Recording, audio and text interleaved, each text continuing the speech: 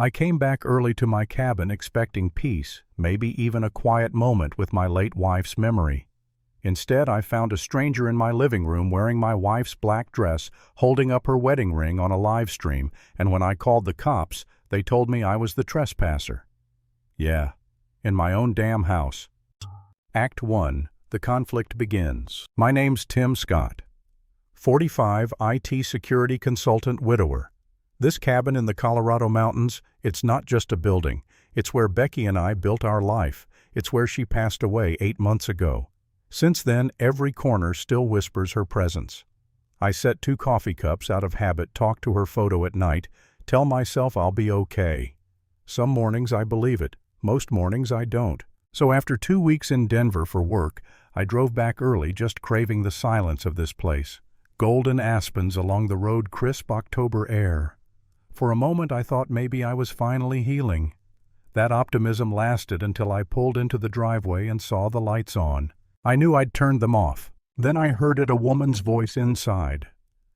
The bidding starts at $50 for this gorgeous vintage wedding ring. My blood froze. I shoved my key in the lock and swung the door open. And there she was. Blonde, maybe 50, phone raised, thousands watching her stream. She was wearing Becky's favorite black dress, holding Becky's wedding ring, and behind her, my wife's memorial corner was trashed. The urn gone. Photos scattered like garbage. Some half-naked guy strolled out of my bedroom like he owned the place. I shouted, "What the hell is going on here?" The guy ducked away. But the woman, later I'd know her as Erin Campbell. She didn't flinch. She just lifted a finger to shush me while she kept talking to her audience. See, folks, this is why property security education is so important. Negligent homeowners create these awkward situations. Awkward situations. That's what she called standing in my wife's dress, pawning her ring in my damn living room. I told her to shut it down, to get out. I told her Becky died 8 months ago and none of this was hers. But she smiled like a politician and pulled out papers with fancy letterhead. Claimed she was president of some property security initiative authorized by the HOA. Said my cabin had been flagged for abandonment. Before I could even rip those papers from her hand, knock on the door. Cop walks in. Officer Torres. And here's the kicker. He wasn't here for me. He was here for her. He looked at me, then at her live stream and said, "Sir, we got a report of someone threatening a property security expert." I couldn't breathe. I showed him my license, told him about Becky, about my grandfather leaving me the cabin. And Torres. He actually asked Erin about her follower count, like that made her credible. That was the moment I realized I might lose everything right in front of me. Act 2. Escalation and doubt. When Torres walked out saying it was a civil matter, Erin packed up her gear with this smug little smirk like she'd won. I stood there shaking, staring at the empty spot where Becky's urn should have been. That night I felt it, that crushing wave of doubt. Maybe it was my fault. Maybe I left things too long. Maybe I gave them the chance to take over. I even thought about leaving, selling the cabin, walking away from the constant pain. For the first time since Becky died, I wanted to quit.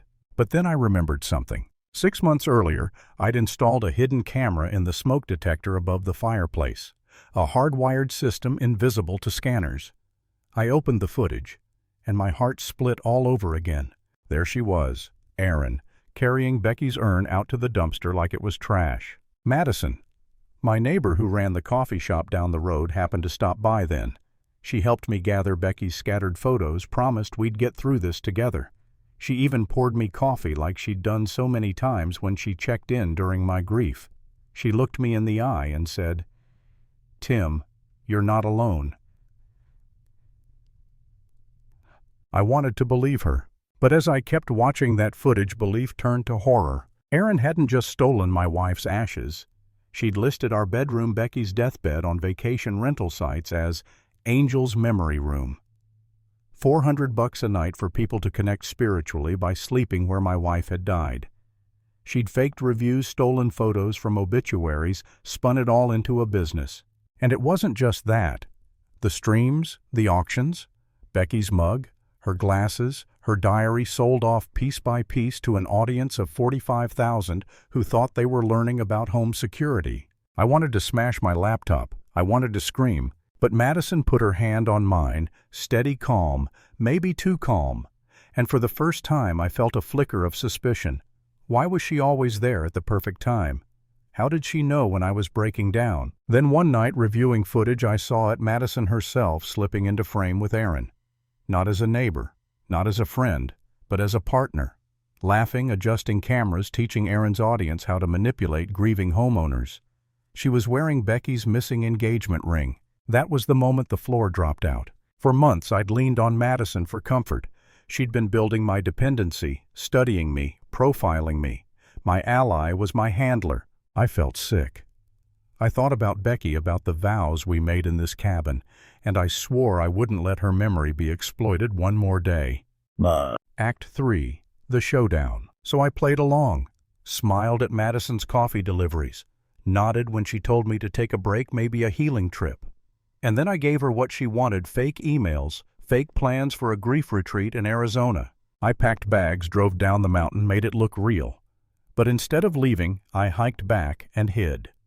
My new hardwired cameras rolled undetectable feeding to backup drives they couldn't touch. And sure enough, within hours they swarmed in. Aaron in Becky's dress, Madison with that ring on her finger, Torres still in uniform laughing like he wasn't betraying everything a badge is supposed to stand for. They popped Becky's anniversary champagne, the bottle we'd saved for our 10th. They toasted to their perfect operation. And they talked.